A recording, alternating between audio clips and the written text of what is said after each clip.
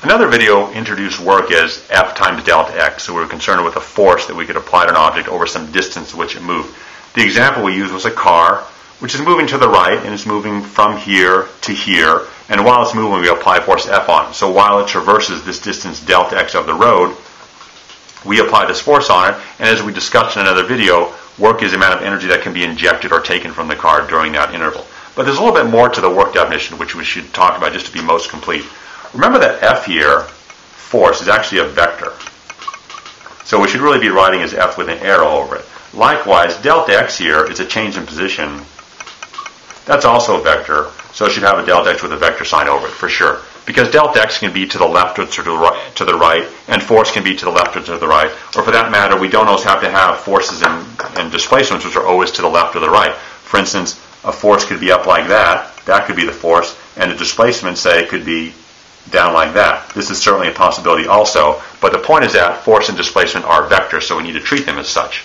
I don't see any vector notation in here, so the purpose of this video is sort of to get the vector notation in there and tell you a bit about it. So actually then, the ultra-correct definition of work then, at this level, is going to be F times delta x. So we do put the vector notation in there, the arrow over the F and the delta x, and it means a little more than just being complete about the notation, because this is a special kind of multiplication of vectors here called the dot product. Now you can look in your book on Wikipedia, there's all kinds of stuff to learn and know about the dot product, but for our purposes, we can always expand the dot product a bit and say that works is that we will drop the vector symbol, we'll say this is going to be the magnitude of the force times the magnitude of delta x. So what this means here is we take just the strength of one of these forces here with no sign, to both be positive quantities, positive and positive, except for those magnitudes mean here. And if we interpret and get rid of the dot product, again, look on Wikipedia for this, there's going to be a cosine of theta sitting here. So it's force times delta x times the cosine of theta. Now what's theta then? Well, this angle theta here, in this definition here, it's going to be the angle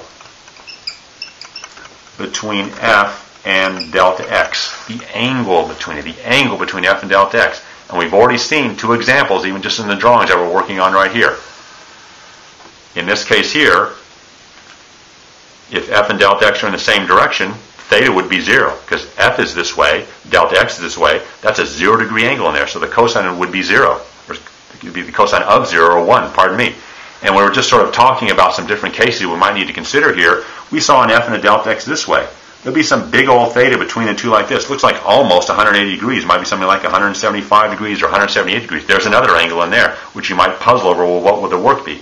So it turns out that if you look through your textbook and some other references, you can just go crazy with works and all types of orientations and angles and stuff like that. But I think what we'll be most concerned with in a course like this, at least in learning work at this level and getting some of the concepts out here, are just the case here where theta is equal to 0 degrees and theta is equal to 180 degrees. These are the two cases here that are probably enough for now. There's plenty of problems and things we can do with just these two cases. Now, when theta is 0 here, that means that the force is this way and the delta x is also this way here. And another way you can conclude for that, in the theta is equal to 0 case here, that means that the force is always parallel to delta x. That's the theta is equal to 0 case. And let's just erase the 180 just for a minute here. We'll get to it in a second to leave us a little room as long as we're focusing on the 0 case right there. So delta x and f are parallel. They're in the same direction. What does that mean for the work? Well, the cosine of 0 is equal to 1. So what that means then is work then is just going to be the magnitude of f times the magnitude of delta x, and the cosine of theta is 1 over here. So this is it. This is, say, the work when f and delta x are parallel to one another. You can put a box on this because this is one of your first conclusions here, and a couple of things about it. Because these are magnitudes, this is always going to be a positive quantity, and this is always going to be a positive quantity. So what that means here is that the work when the force and delta x are parallel is greater than 0. It's going to be a positive quantity here. And as we discussed in another video here, if the force and the delta x are in the same direction, work is positive here.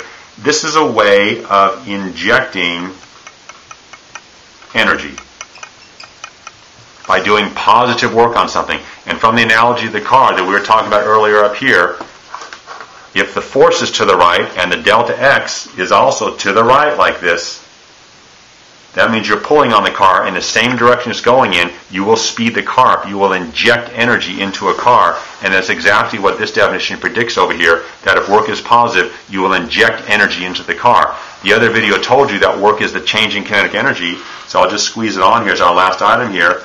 Delta KE is equal to work. And so if you have a positive work, you're injecting energy into the system, delta KE will also be a positive number. Will also be greater than 0. You've just injected energy into the system. You've made it go faster.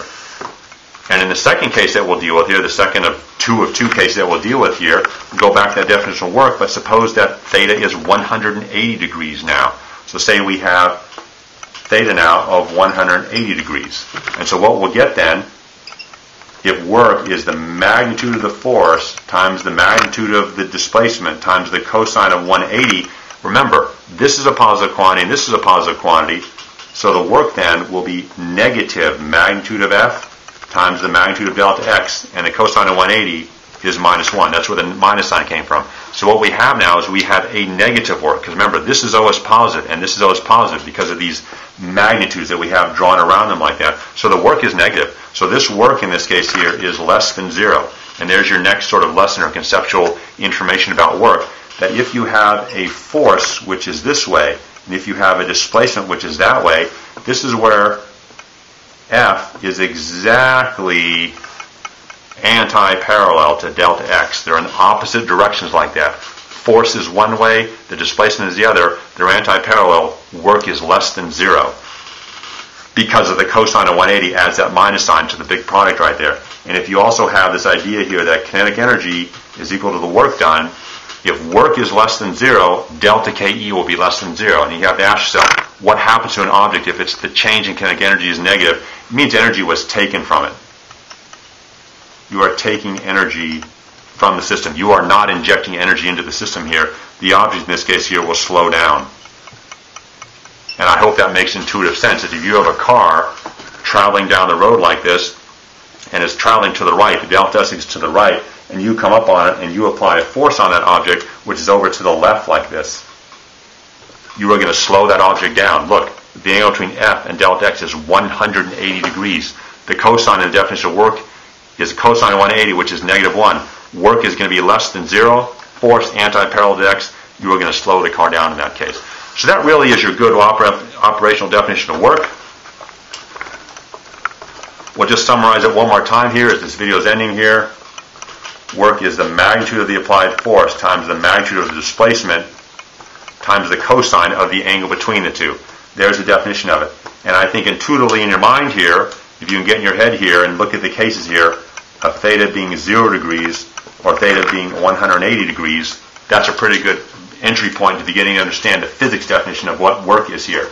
And we'll just conclude the video with one last thing, which we won't concentrate on too much, is in particular, what if theta then is 90 degrees, not 0 degrees, 90 degrees, excuse me, 90 degrees. If theta is 90 degrees, you have to remember that the cosine of theta, or the cosine of 90 in that case there, would just be 0. And so the work would be 0. And that's kind of interesting. So what that tells you then, that you're in a case here, remember theta is the angle between force and delta X. So you created a case for yourself where the force then is perpendicular to the displacement. So it turns out if force is perpendicular to displacement, you don't do any energy, don't do any work on the object. You neither take or inject energy into it. What kind of case would that be here? It might be a case like this. Here's that car once again, which I just erased. And suppose the car is moving down the road like this. So suppose you came in, I don't know how you're going to do this, but suppose you came in somehow, maybe with a helicopter or something like that, and you tried to lift the car this way with the force F like that, so that F was perpendicular to delta X. Suppose you try to do that. As long as you didn't actually lift the car off the ground, as long as the car kept going purely in this direction right here, you would not be doing any work on the car at all insofar as the physics definition goes. Work would be 0 because F is perpendicular to X. So that's just a little example for you here. The case where this always comes up then is in a case like this here, where say you have something moving in a circle like this here. As we discussed under the centripetal force video, which you can find, if the delta X is this way, because the object is, say, going around a circle like this, there's always an inwards force which is necessary to keep it in the circle, like maybe it's a tension of a rope, gravitational pull of a planet, friction, something like that. But in the circular motion case here, F and delta x are always perpendicular here, so the force actually is not doing any work on the object as it moves around a circle like that, because it's always perpendicular. So that's just a bit there. If you look through your book, many of them could just go nuts with all kinds of angles between F and delta x. We'll just focus on those 2 and maybe even 3 for now.